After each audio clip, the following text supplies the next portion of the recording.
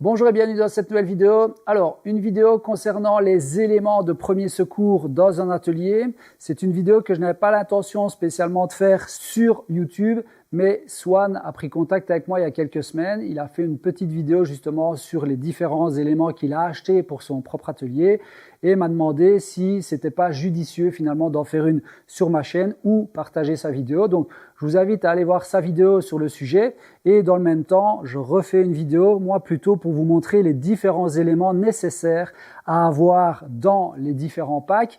Pourquoi? Tout simplement parce que je suis occupé à préparer mon propre module sécurité où je vais expliquer quels sont les éléments à avoir en sa possession, mais également comment les utiliser avec des cas concrets comme par exemple une brûlure, une coupure ou le sectionnement d'un membre, voire d'un petit incendie dans l'atelier. Donc, j'en profite que tous les éléments sont positionnés ici sur mon établi pour vous faire cette petite vidéo.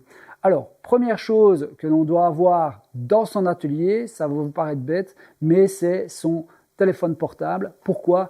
Parce que en cas d'accident grave, eh bien, vous allez pouvoir directement prévenir les urgences. Imaginez, vous avez un malaise, vous tombez par terre, il suffit de sortir votre smartphone de votre poche et même sans le déverrouiller, vous pouvez appeler les urgences. Ici, sur la partie gauche, en général, vous avez urgence sans même devoir déverrouiller votre téléphone. Si maintenant vous deviez le déverrouiller, eh bien, on va téléphoner au 112, qui sont donc les services de secours européens, et eux vont décider s'ils doivent vous envoyer le SMUR ou s'ils doivent vous envoyer les pompiers dans certains cas. Donc le 112, c'est le numéro universel. Donc ça, c'est la première chose.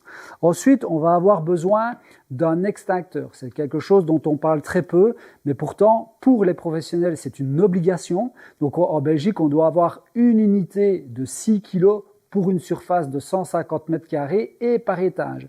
Donc si j'ai un étage de 150 mètres carrés et un deuxième étage de 20 mètres carrés par exemple, je suis obligé d'avoir deux extincteurs, un pour le rez-de-chaussée et un pour l'étage. Donc une unité de 6 kg pour une surface de 150 mètres carrés.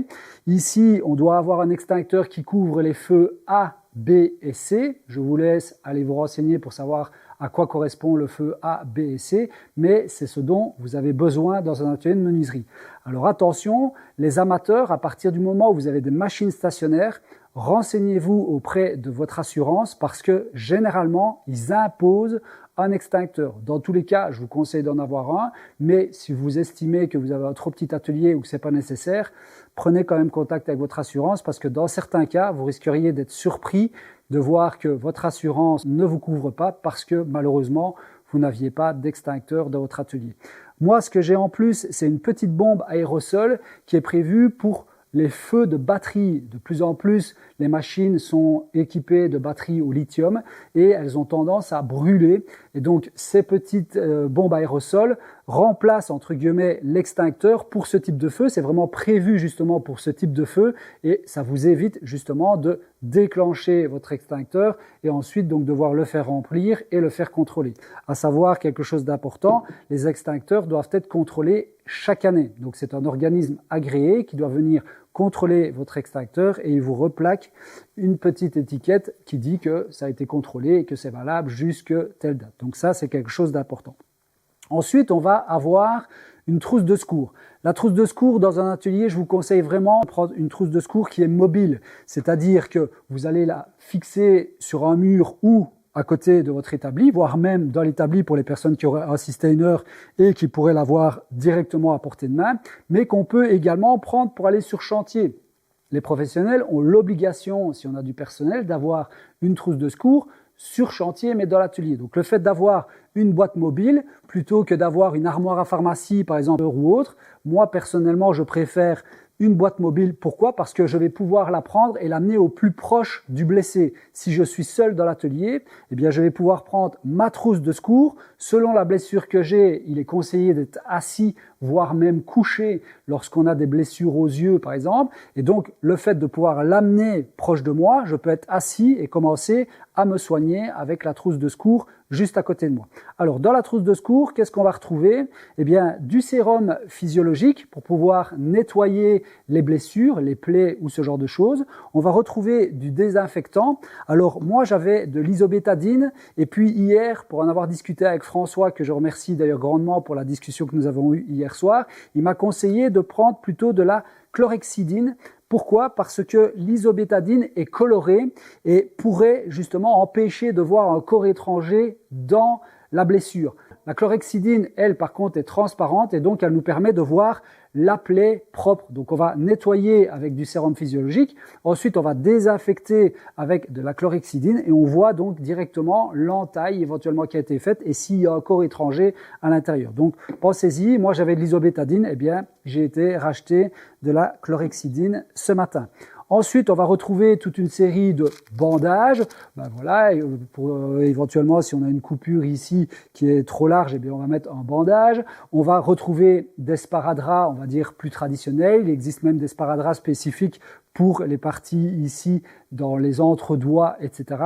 Moi, j'ai également des stéristrips et ça, je vous conseille vraiment d'en avoir. Les stéristrips, ça va remplacer les points de suture. Donc, si vous êtes fait une entaille avec un cutter ou avec un ciseau à bois, mais d'une manière assez profonde, vous allez pouvoir mettre un stéristrip, faire votre journée et puis éventuellement aller voir votre médecin ou en attendant d'aller aux urgences pour faire mettre des points de suture, eh bien ça va remplacer les points de suture. Alors attention, il y a une date de péremption sur les stéristrips, donc bien vérifier qu'ils sont encore corrects. J'imagine que c'est une question de colle ou peut-être de solution active, je ne sais pas, mais en tout cas, il y a vraiment une date de péremption. Ensuite, il faut une paire de ciseaux pour pouvoir couper les sparadraps, vous allez me dire, mais aussi également éventuellement les vêtements en cas de blessure, en cas de brûlure, en cas de chute. Par exemple, si on a une fracture ouverte, eh bien, il va falloir couper le pantalon pour pouvoir avoir accès à la fracture ouverte et ce genre de choses.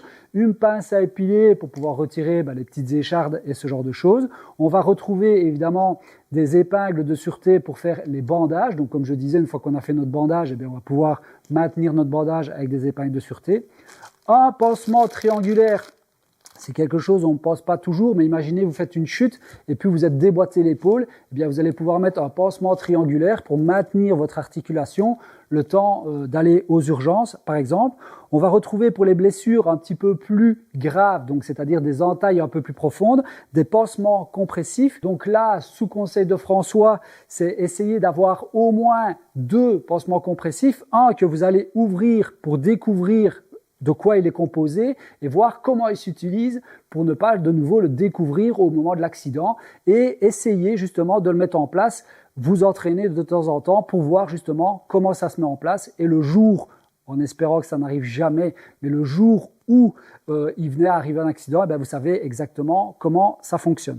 Donc moi ici j'ai 4 pansements compressifs dans ma boîte de secours, mais j'ai également un pansement compressif pour le kit amputation. Ensuite, j'ai un rince-œil. Alors le rince-œil, c'est important. Pourquoi? Parce que ça paraît anodin, mais lorsque nous allons nettoyer, par exemple, nos lames de scie circulaire ou lorsqu'on va nettoyer nos fraises de défonceuse, on utilise des produits qui sont très corrosifs. C'est des acides en général qui sont contenus dans ces produits-là. Si vous prenez une éclaboussure dans l'œil, eh bien, il faut pouvoir rincer votre œil. Donc le rince-œil, ça fonctionne aussi bien comme ceci que comme ceci. Il faut juste penser à incliner votre tête du côté opposé à l'œil qui n'a pas été contaminé. Donc admettons, vous avez pris une goutte ici dans l'œil droit. Si vous le mettez comme ceci et que vous penchez comme ça, vous risquez de contaminer l'œil gauche. Donc bien penser à toujours incliner la tête du côté opposé à l'œil qui a été donc contaminé, soit par un produit chimique, mais également par une poussière. Si vous avez des poussières dans l'œil, vous appuyez et puis vous faites couler les poussières dans l'autre œil, vous allez reporter le problème de l'autre côté.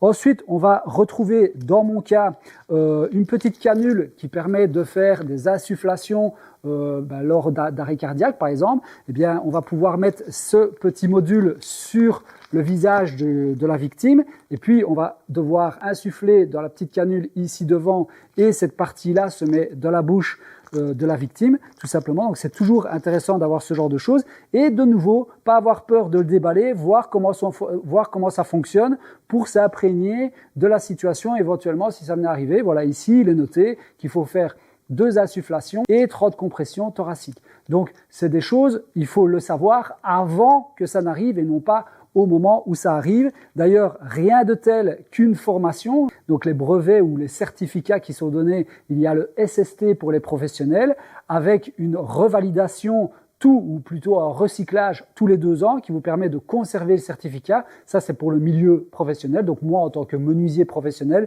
si j'ai des salariés, eh bien, je devrais faire le brevet SST et donc tous les 2 ans, je devrais refaire un recyclage.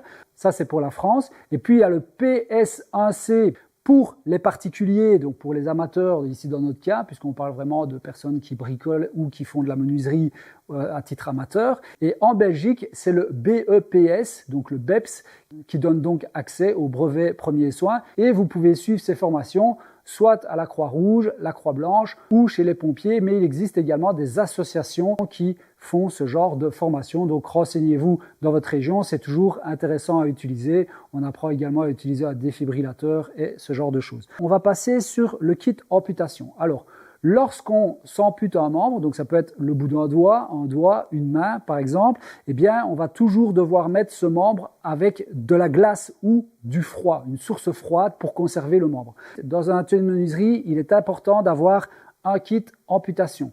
Là, il y a plusieurs possibilités. Il existe des kits tout faits dans le commerce qui coûtent quand même assez cher ou vous allez chez votre pharmacien. Pour vous donner une idée, tout mon kit amputation ici ainsi que tout ce que j'ai là, ça m'a coûté exactement 65 € chez mon pharmacien. Le kit amputation et la petite douchette pour le rince-œil, ça m'a coûté 55 €. La boîte de secours, je l'ai depuis des années, donc depuis 2004, je le disais hier, je ne sais pas combien est-ce que ça m'a coûté, mais c'est toujours important d'avoir ce genre de choses. Grâce à celui-là, peut-être que si malheureusement il vous arrivait un accident, eh bien vous pourriez récupérer votre membre et pouvoir le réutiliser d'une manière normale. Donc c'est important, ça ne coûte rien du tout. Je vous dis, ça m'a coûté moins de 40 € pour le kit amputation. Il est composé de quoi? D'une paire de gants stériles. Donc ici, moi j'ai d'autres gants. Attention, il faut des gants stériles. Ça, ce ne sont pas des gants stériles. C'est important si vous devez agir sur une personne qui vient de se couper un doigt ou un membre, eh bien d'avoir des gants stériles, aussi bien pour vous que pour la personne que vous soignez, pour ne pas infecter la personne, mais également pour ne pas vous infecter vous-même. Première chose à penser, c'est déjà couper la source d'accident. Si la personne est occupée à la sciaforma, qui s'est coupé un doigt avec la sciaforma, la machine tourne toujours, vous coupez d'abord la machine, vous regardez qu'il n'y a rien autour qui risque de vous blesser, et puis seulement vous vous occupez de la personne. C'est une bêtise, mais c'est important d'y penser. C'est d'abord éviter le suraccident, et puis seulement s'occuper de la personne. Donc, une paire de gants stériles. Ensuite, on va avoir besoin de compresses ou de gaz, etc. pour pouvoir mettre le membre dedans, donc le doigt, et on va l'envelopper proprement. Ensuite, soit vous avez un congélateur à portée de main, vous avez de la glace à portée de main, vous allez mettre de la glace dans un sac plastique et vous allez mettre le doigt ou la main dans un sac ici isotherme.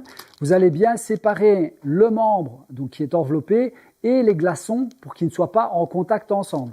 Une fois que c'est fait, vous refermez et vous allez écrire, donc c'est pour ça qu'il faut un stift ou un marqueur indélébile dans votre kit amputation, et vous allez marquer le nom de la personne et la date et l'heure à laquelle le membre a été sectionné. Et ça, vous le prenez, vous le mettez dans une boîte ou vous prenez le sac et vous allez directement aux urgences. Vous allez également pouvoir utiliser des sacs comme ceci. C'est des sachets avec des billes à l'intérieur et il y a une bille un peu plus importante. Il faut bien s'appuyer dessus ou bien la craquer. Ensuite, vous allez mélanger les granulés qui sont à l'intérieur pour bien diffuser le produit. Et puis vous allez mettre une poche en dessous du membre, une poche au-dessus du membre et vous allez donc les mettre ici dans la pochette isotherme, toujours, je précise, avec le membre enveloppé dans un gaz stérile pour justement qu'il ne soit pas en contact direct avec les pochettes, même si c'est moins grave. Toujours le même principe, on le met dans une poche isotherme, on met le nom de la personne et on met l'heure et la date à laquelle c'est arrivé. Vous allez également avoir besoin d'un pansement compressif pour pouvoir le mettre justement sur le moignon ou sur le bout du membre qui a été sectionné. Et puis une couverture de survie pour permettre à la personne qui vient de se couper un doigt ou une main de pouvoir conserver la chaleur corporelle. Alors encore un petit détail, on ne donne pas à boire à une personne qui se serait sectionné un membre pour éviter d'accentuer l'état de choc et donc de l'amener dans une situation encore plus dramatique. Ok ?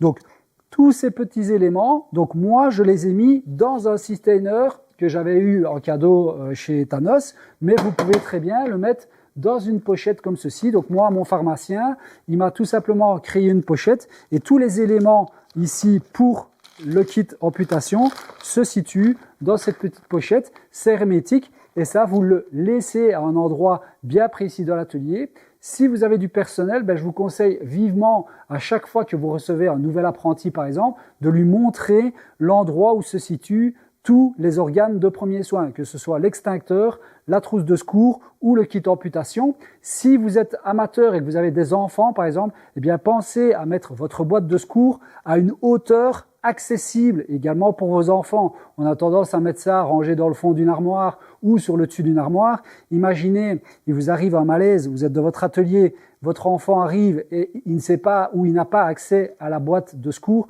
c'est quand même dommage. Alors je sais que c'est un sujet qui n'est pas très amusant, mais malheureusement, il faut savoir que tous les jours, il y a des accidents domestiques et je pense que c'est important de pouvoir se protéger et surtout savoir comment réagir en cas de problème et surtout avoir de quoi réagir. Même si c'est un sujet qui n'est pas spécialement agréable à traiter, j'espère que ça vous aura donné des idées, que ça vous aura surtout donné l'envie de vous équiper. Allez chez votre pharmacien, demandez-lui conseil et vous serez équipé pour un prix beaucoup plus bas que ce qui existe sur les sites internet ou sur le marché en général. Je vous souhaite à tous une bonne soirée ou une bonne journée en fonction de l'heure à laquelle vous avez regardé cette vidéo et je vous dis à bientôt pour des sujets un petit peu plus amusants. Salut, salut!